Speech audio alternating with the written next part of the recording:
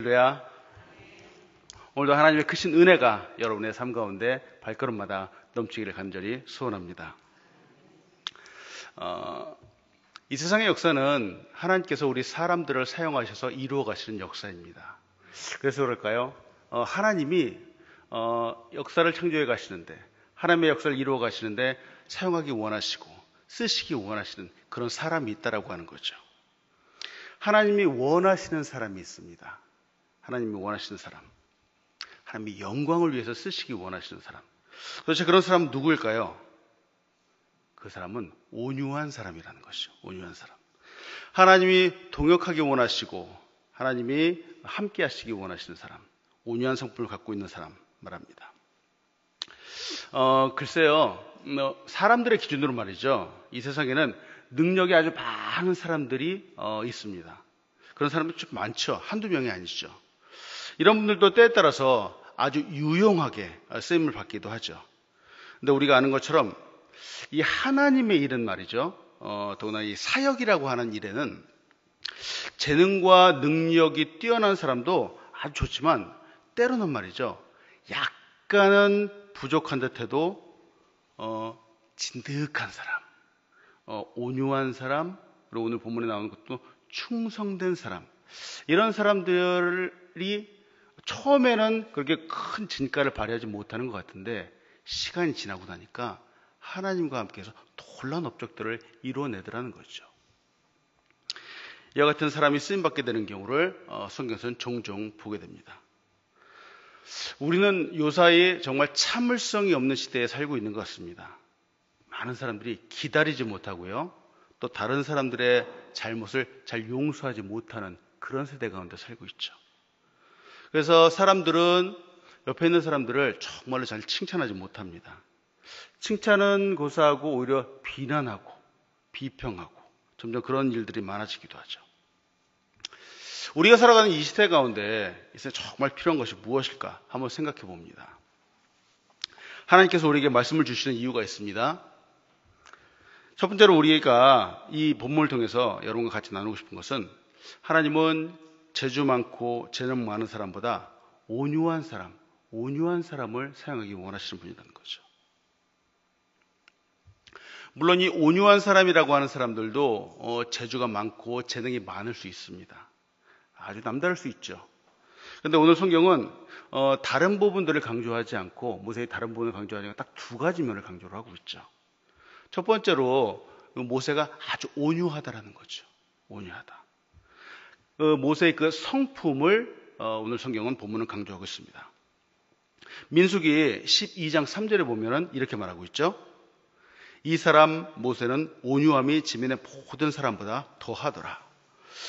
오늘 성경은 모세가 온유한 사람이라고 말하지만 우리가 잘 알고 있는 것처럼 모세는 처음부터 이렇게 온유한 성품을 갖고 있는 사람은 아니었습니다. 약 3,500년 전, 기원전 3,500년 전에 있었던 일이죠. 모세는 아주 어린 시절부터 나이가 40살이 될 때까지 애굽에서 왕자처럼 지냈던 사람이죠. 그러던 그가 어느 날 모세가 자기 민족 사람이, 이스라엘 사람이 애굽 병사한테 괴롭힘을 당하는 모습을 보고 마음속에 자기 스스로 의분을 품었습니다. 그래서 참을성 없이 조급하게 자기 민족 이스라엘 사람을 괴롭히는 그 이스라엘 병사를 때려서 죽여버렸습니다. 모세는 그런 사람이었죠.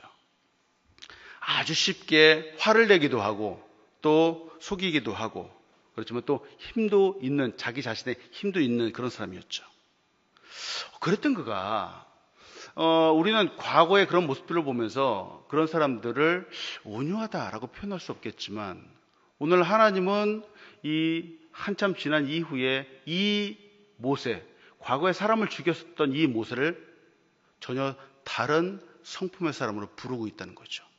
그 온유한데 그 온유함이 어느 정도면 지면의 모든 사람보다 최고이다라고 말하고 있다는 거죠. 하나님께서 인정해 주시고 온유함의 대표로 하나님께서 말씀하고 계시다는 거죠. 과연 이것이 무엇일까? 어떻게 하나님이 이 사람을 이렇게까지 표현할 수 있을까 하는 거죠. 저는 여기에 분명한 원리가 있다라고 생각합니다. 그토록 혈기왕성했던 사람인데요. 이 사람이 어느 날 갑자기 그 어느 누구와도 비교할 수 없는 가장 온유한 사람이 되었다. 혹시 이런 사람이라면 정말 이 시대에도 꼭 필요한 사람, 하나님이 찾으시고 하나님이 쓰기 원하시는 사람이지 않을까요? 오늘 그 부분을 여러분과 같이 잠깐 나누기 원합니다. 모세는 40년 동안 광야 생활을 합니다. 광야를 통해 다듬어지는 시간을 겪었습니다. 물론 그 이후에도 또 계속 광야 생활을 하는데요. 그런데 모세가 광야에 있는 동안 40년 동안 광야 생활을 하는 동안 그 동안에는 하나님께서 그를 온유한 사람이라고 말씀하지 않고 계십니다. 지금은 출애굽을 하고도 여러 날이 지난 이후에 하나님께서 다시 말씀을 하고 계신 거죠. 하나님이 이 모세를 온유하다고 부르시는 이유가 무엇일까? 같이 생각해 보는 것이 바로 이것이죠. 지금 현재 모세는 다듬어져서 온유한 사람은 참고 인내하는 사람이라는 거죠. 모세는 지금 참을 줄 알고 참을성을 갖고 있고 또 인내함을 갖는 그런 사람이 되었다라고 하는 거죠. 조금 더 자세히 말하면 자기의 감정을 다스릴 줄 아는 사람이 되었다라고 하는 것이죠. 모세는 지금은 말이죠. 지금 이 시대에는 참을 줄 알고 인내할 줄 아는 사람이 되었다라고 하는 겁니다. 오늘 본 말씀 민수기 12장 1절은 이렇게 시작하죠. 모세가 구스 여자를 취하였더니 그 구스 여자를 취함으로 미리암과 아론이 모세를 비방하니라. 이 12장을 시작하면서 지금 이 이야기를 시작할 때 나오는 문제가 모세가 바로 재혼을 한다라고 하는 얘기입니다. 재혼. 다시 결혼을 하는 건데요. 우리가 알고 있는 것처럼 모세에게는 첫 번째 아내가 있었습니다. 미디안의 제사장의 딸이었던 십보라라고 하는 와이프였습니다. 그 당시에도 말이죠. 흔한 일이 아니었습니다. 이스라엘 사람의 입장에서 보면은 모세가 국제 결혼을 한 셈이 되는 거죠. 근데 세월이 흘러서 모세의 아내였던 십보라가 모세보다 먼저 죽었던 것 같습니다. 모세는 다시 이제 재혼을 하게 되었는데, 그런데 이때에도 말이죠. 이때에도 모세가 맞이한 아내가 이스라엘 사람이 아니라, 같은 민족 사람이 아니라 구스 여자였다는 거죠. 당시에 구스라고 하는 지명은 바로 이디오피아를 말합니다. 이디오피아 사람들, 좀 피부가 검은 사람들이죠. 근데 말씀을 보면서 알게 된 것은 모세의 첫 번째 부인이 미디안 사람이었는데, 그것도 국제 결혼이었었는데, 이 두 번째 부인도 구스 사람이었다는 거죠. 이것도 또 국제 결혼을 했다는 거죠. 근데 이상한 것은 이 사건을 인해서 가족들 간에 논쟁이 벌어지기 시작을 합니다. 미리암이라는 사람이 등장하는데, 미리암은 모세의 누이였죠. 아론은 모세의 형님입니다.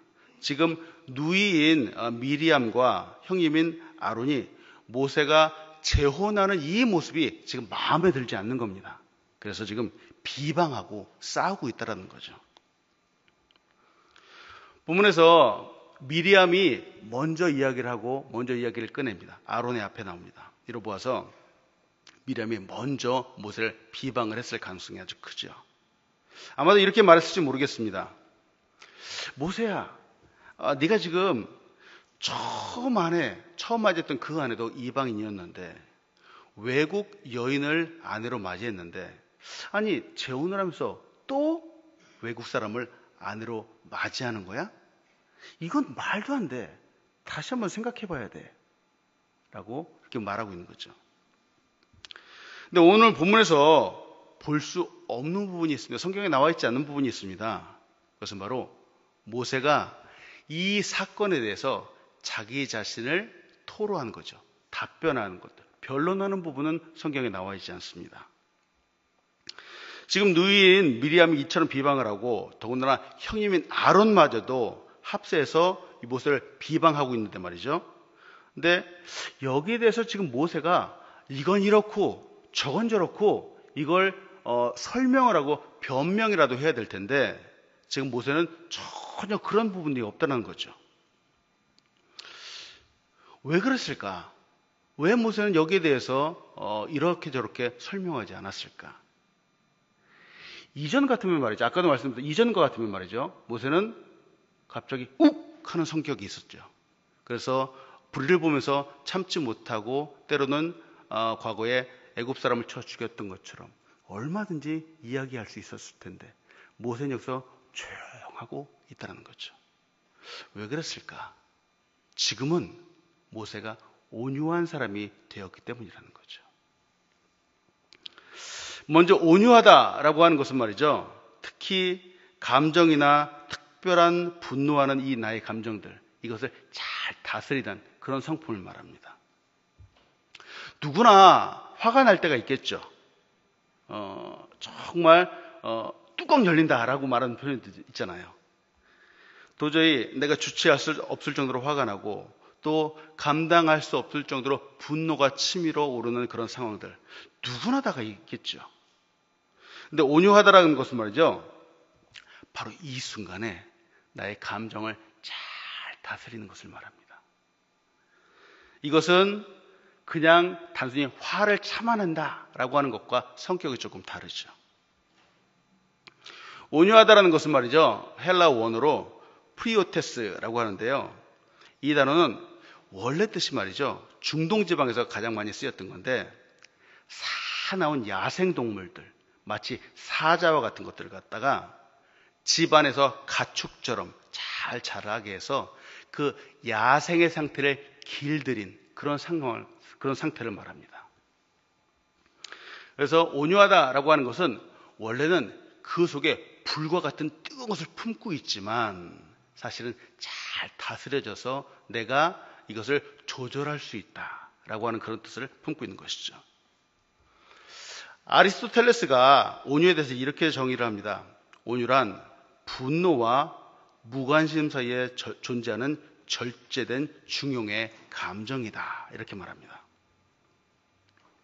그래서 진정한 온유란 말이죠. 이건 내가 신경 쓰지 않을 거야 라고 무관심으로 내버려 두는 것도 아니고 그렇다고 해서 야 이거 너무 화나는데 이거 어떻게 하지 하고 앉아보자는 그런 상태도 아니고 그 중간 사이 정말 잘 절제할 수 있고 때로는 전혀 무관심하지도 않고 그런 사이를 말한다는 거죠. 오늘 본문에서 모세는 그 마음속에서 자신 억울하죠. 억울한데 그 자신의 감정을 폭발하지 않고 있다고 하는 거죠. 그렇다고 해서 전혀 모른 척하고 있지도 않다라는 거죠. 오늘의 본문에서 보여주는 모세의 모습은 애굽에 서 있었던 그 모세의 모습과 전혀 다른 모습을 보여주고 있다는 겁니다. 지금 그는 자신의 이 감정을 잘 다스리고 있습니다. 자기를 비방하는 그 비방 앞에서 그 말 앞에서 억울함 앞에서 자기를 잘 다스리고 있다라고 하는 거죠.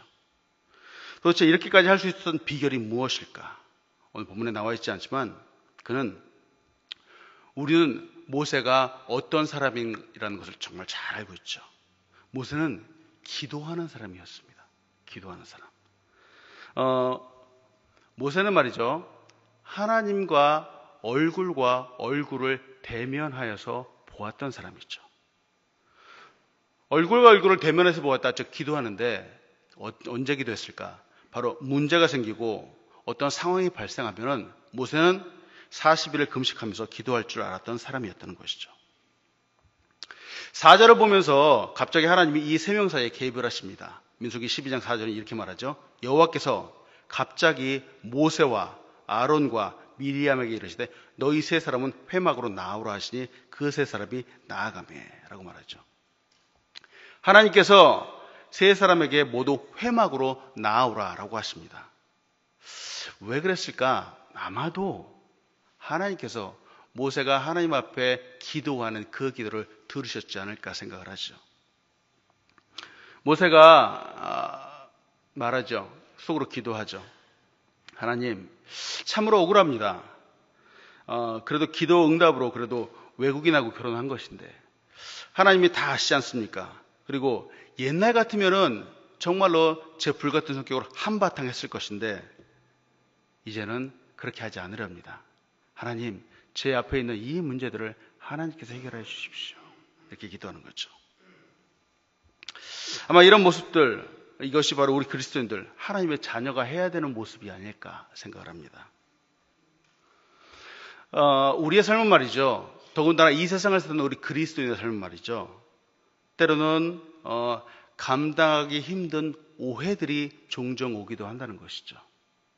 때로는 내가 전혀 예상하지 못했던 비난과 비방들이 내 앞에 오기도 한다는 것이죠. 특히나 정말 중요한 것이 바로 우리 사람과 사람 사이 인간의 관계잖아요. 관계 가운데 때로는 전혀 예상하지 못했던, 원하지 않았던 그런 애매한 부분들, 상처들이 오기도 한다는 것이죠. 우리 그리스도인들이 이런 것들 갖다가 때로는 지혜롭게 잘 해결하기도 하지만 때로는 이러지도 못하고 저러지도 못하는 경우들이 종종 있기도 합니다. 그러나 중요한 원리가 있습니다. 이런 문제들을, 모든 문제들을 내가 지혜롭게 잘 해결하면 좋겠지만 때로는 그럴 수 없다라고 하는 거죠. 내가 직접 해결할 수 없는 그런 문제들이 너무너무 많다라고 하는 거죠. 마음의 억울함이라든지 원통함 등이 있겠지만 내 스스로 다 해결할 수 없다라고 하는 겁니다.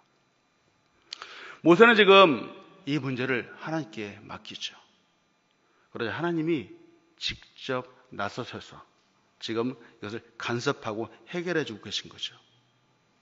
물론 이 일로 인해서 나중에 이 미리암은, 모세의 누이 미리암은 문둥병자가 되었습니다. 이것을 보면서 알 수 있는 것은 때때로 우리가 억울함을 당하기도 하지만, 어려움을 당하기도 하지만 내가 직접 해결하지 말자라고 하는 겁니다. 그냥 하나님께 때때로는 조용히 맡기고 하나님의 얼굴을 구하는 것, 이것이 가장 좋은 문제 해결의 방법 중에 하나라는 것이죠. 그것이 그리스도의 자세입니다. 나의 마음을, 상황은 그렇지만 그럼에도 불구하고 나의 이 마음을 가장 평화롭고 아름답게 하나님 앞에 지킬 수 있는 방법 중에 하나라는 것이죠. 이 분노의 감정을 잘 다스리는 것, 이것이 바로 온유함이라는 거죠. 근데 오늘 본문에서 나누고 싶은 것은 단순히 이 분노의 감정을 잘 다스리자 하는 것을 끝나는 것이 아니라는 거죠. 사실 이거 쉽지는 않지만 이 부분은 누구나 어느 정도 훈련하면 가능하다라는 겁니다. 두 번째로 같이 보고 싶은 것이 이것이죠. 이 온유한 사람 말이죠. 용서하는 사람이라는 거죠. 용서하는 사람. 아까도 말씀드렸다시피 그냥 덮어두는 것과 용서하는 것은 전혀 다른 이야기입니다. 여러분, 이 덮어둔다라고 하는 것이 좀 있잖아요. 한국말로 우리가 이제 서로 싸우고 나면은 마음속에 그러잖아요.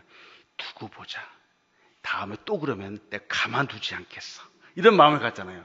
마음속에 벼르고 있다라 그러잖아요. 이거는 그냥 잠시 덮어두는 거죠. 이건 용서하는 게 아니잖아요. 근데 사실 이게 전혀 도움이 되지 않는다라고 하는 거죠.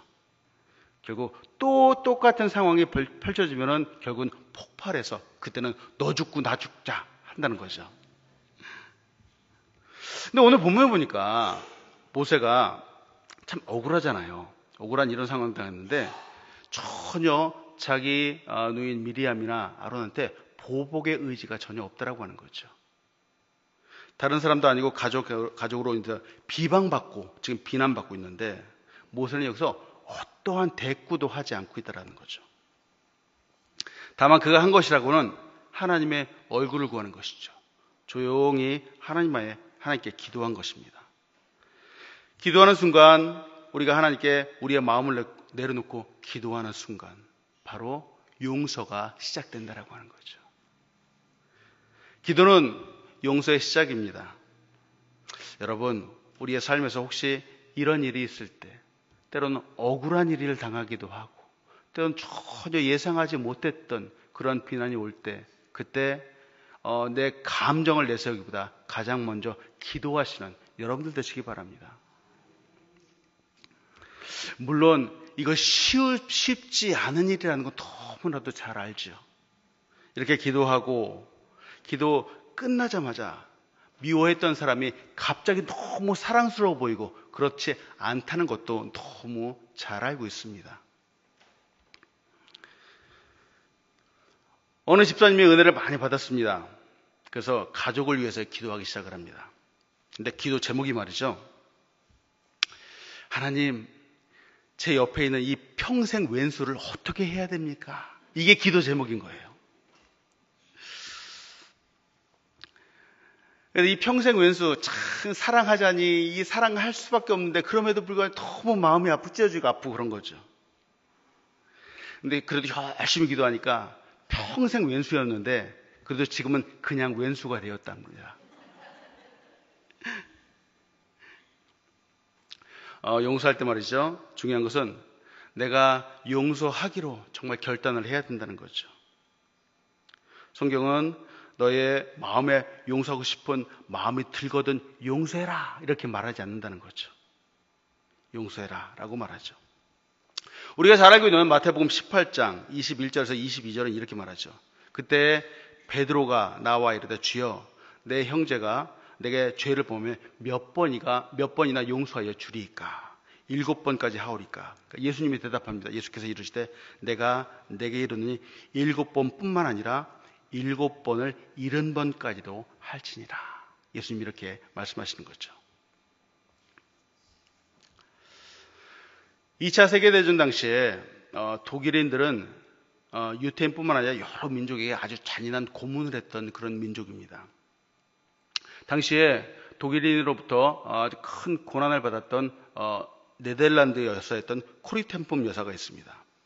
그분은 어린 시절 독일인으로부터 온갖 고난과 고통을 당한 분이었고 더군다나 그의 가족까지 처참하게 죽임을 당했던 그런 사람입니다.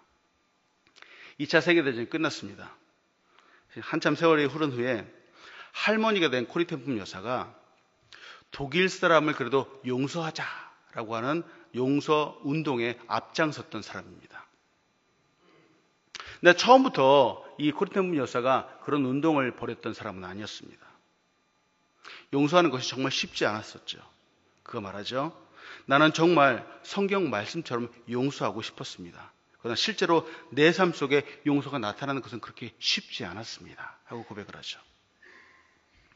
하루는 이 용서하는 것이 너무 힘들어서 담임 목사님한테 가서 자문을 구했습니다.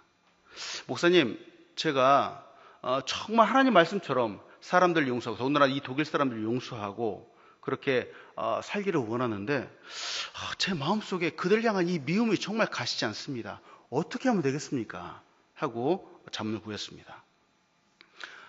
이야기를 한참 듣던 목사님이 이 코린템품 여사를 데리고 그 당시에 이제 종탑이 있는 그 교회의 그 탑으로 올라갔습니다.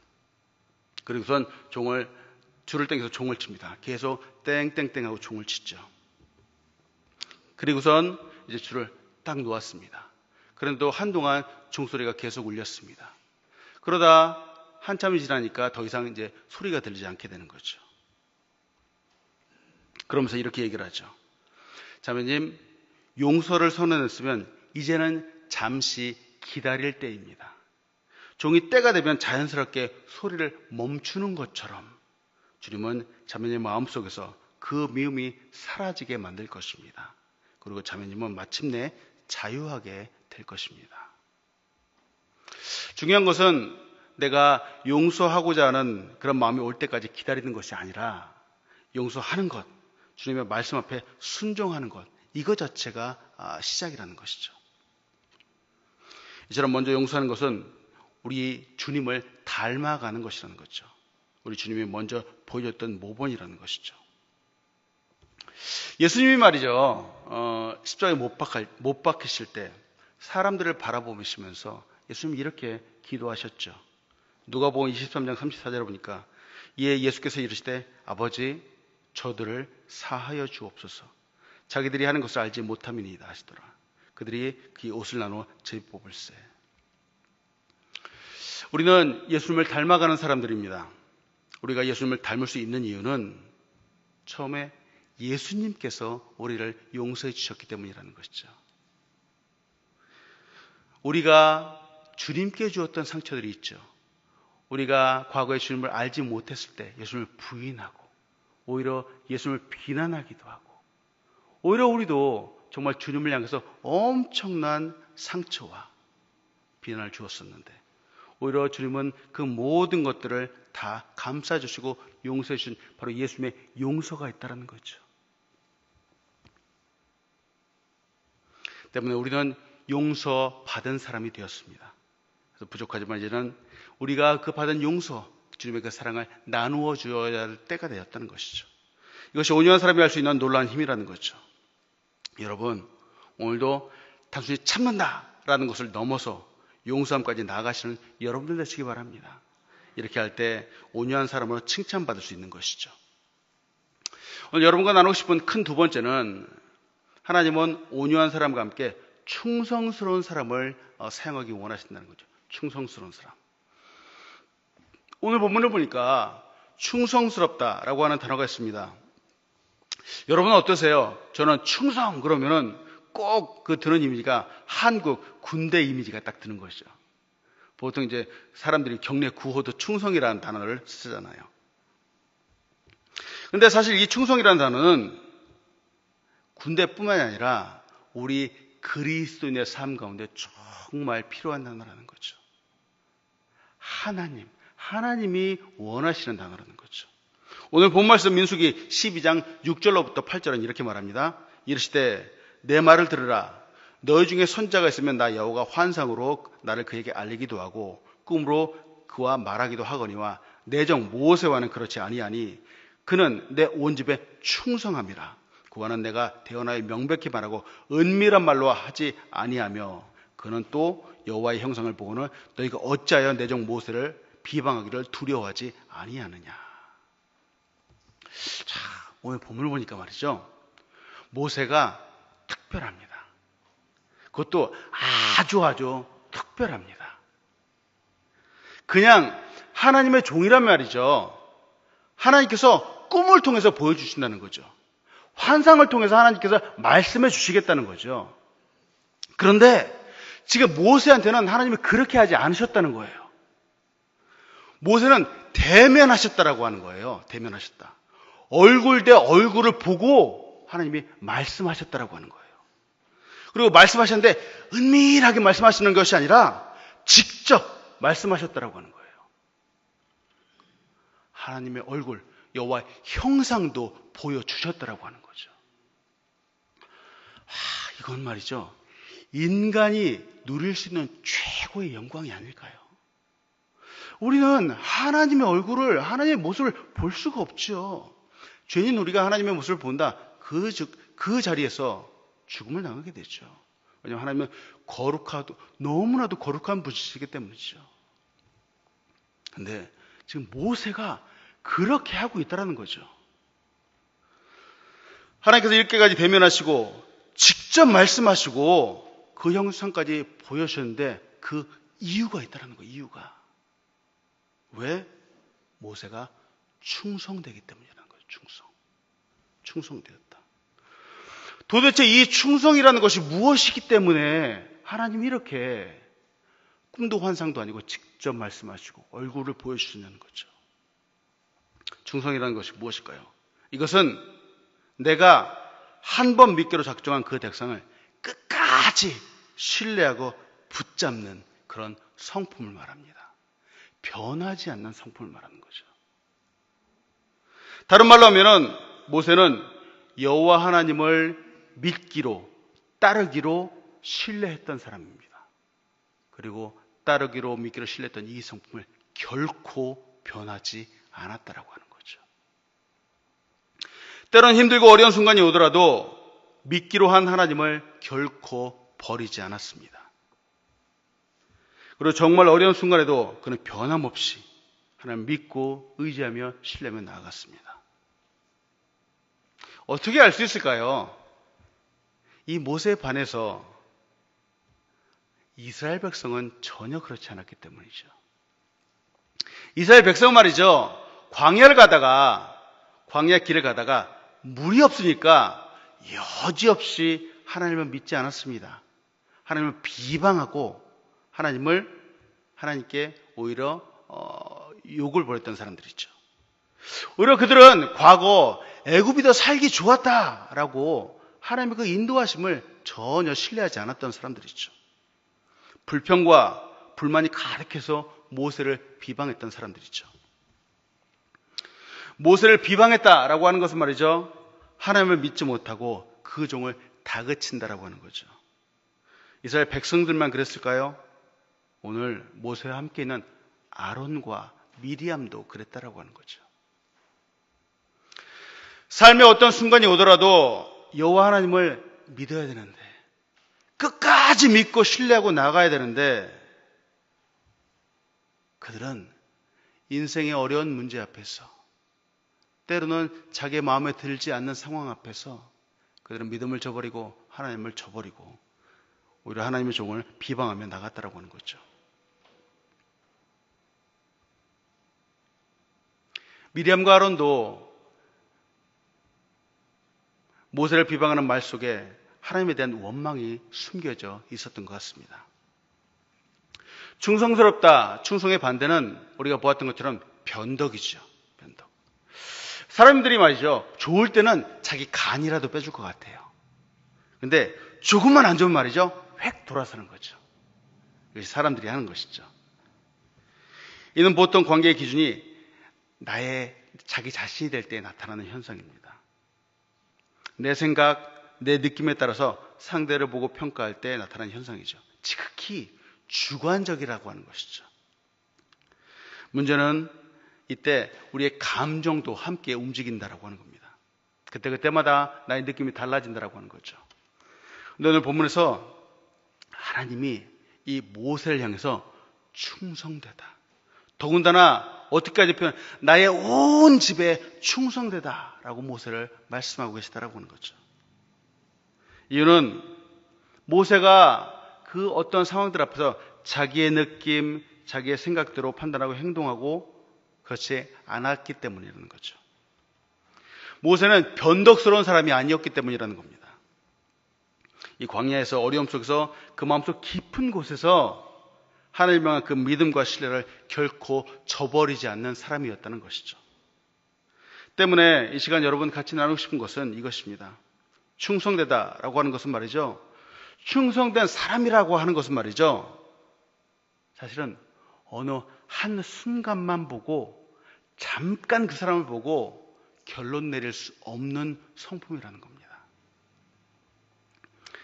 그 사람이 충성되다, 신뢰할 만한 사람이다라고 하는 것은 말이죠, 좀 시간이 지나놓고 보아야지 알 수 있는 성품이라는 거예요. 왜냐하면 사실 여러분은 정말 좋은 사람들인데요, 우리 주변에 우리 말고 때때로 아주 열심을 내는 사람들을 종종 봅니다. 근데 처음에 아주 열심을 내었던 그 사람들이 조금 시간이 지나고 나니까 말이죠, 흔적도 없이 사라지더라는 거예요. 어디로 갔는지 찾아볼 수 없는 경우가 종종 있습니다. 우리는 이런 사람들을 충성된 사람이라고 말할 수 없다는 거죠. 더군다나 하나님도 그렇게 말씀하시지 않는다는 겁니다. 우리의 상황이 어떻건 간에, 또 우리의 기분이 어떻건 간에, 우리의 생각이나 느낌이 어떻든 간에 우리는 변함없이 하나님을 믿고 의지하고 따르고 섬겨야 할 것이라는 것이죠. 그것도 잠깐 하는 것이 아니라 정말 오랜 기간이 지나도록 말이죠. 하나님 앞에 변함없는 그 성품들 보여주고, 이것이 또 교회의 공동체에 나타나줘야 된다는 거죠. 사랑하는 여러분, 하나님 앞에 오랜 기간 동안 정말 변하지 않는 그 믿음을 갖는 여러분들 되시길 간절히 소원합니다. 말씀 마칩니다. 말씀 마치면서 한 가지 드리고 싶은 말씀이 이거죠. 우리가 한 가지 오해하지 말아야 될 것이 있습니다. 모세가 정말 과거에 했던 것처럼 과거엔 다른 사람이 되었습니다. 그런 성품은 정말 잘 다듬어져서 온유한 사람이다, 충성스러운 사람이다, 칭찬을 듣는 사람이 되었음에 분명합니다. 근데 그렇다고 해서 그가 완벽한 사람이 되었는가? 아니요, 결코 그렇지 않습니다. 이후에도 말이죠, 민수기 이후에 뒤에도 그렇고 출애굽기 여러 군데 보면은 모세는 끊임없이 또 화를 내기도 하고요, 또 끊임없이 실수하기도 하고, 그런 장면들이 계속해서 나온다라고 하는 거죠. 그러나 모세는 그때마다 자기가 실수하고 화를 낼 때마다 여전히 하나님 앞에 나가서 기도하는 그런 모습들을 계속 보여주고 있더라는 거죠. 모세는 계속해서 하나님을 변함없이 찾아서 만나는 사람이었습니다. 그는 정말 충성된 사람이었다는 거죠. 모세는 완벽한 사람이 아닙니다. 그러나 처음과는 분명 다른 성품으로 변화되었던 사람이라는 거죠. 그리고 그 온유함이 뛰어난 사람으로 칭찬받는 사람이 되었다는 거죠. 사랑하는 여러분, 하나님은 오늘도 말이죠, 온유한 사람을 찾으시죠. 오늘도 충성된 사람을 찾으시죠. 왜 그럴까요? 이 시대도 모세와 같이 쓰시기 위함입니다. 온유함이란 거친 힘, 강인한 힘을 잘 다스려진 그런 상태를 말합니다. 그래서 온유하다라고 하면은 정말 진정한 강함이 그 속에 포함되어 있는 것이죠. 이처럼 훈련되고 잘 다스려진 사람에게 일을 믿고 맡길 수 있다라고 하는 거죠. 또 충성됨이라고 하는 것은 어떤 한순간의 뜨거움 이런 것만 보고 말할 수 있는 것이 아니라는 것이죠. 시간의 검증, 상황의 검증을 통해서 드러나고 때문에 믿고 맡길 수 있는 그런 성품이라는 것이죠. 하나님께서 출애굽이라는 거대한 역사를 이루기 위해 모세에게 그 거친 힘을 다스리게 하셨습니다. 그리고 오랜 시간 지나는 동안 하나님께서 지켜보셨습니다. 훈련시킨 것이죠. 그래서 결국 모세는 성공적으로 그 과업을 완수하는 사람이 되었습니다. 오늘도 하나님께 인정받고 우리도 하나님께 칭찬받는 여러분들 되시길 간절히 소원합니다. 기도하겠습니다.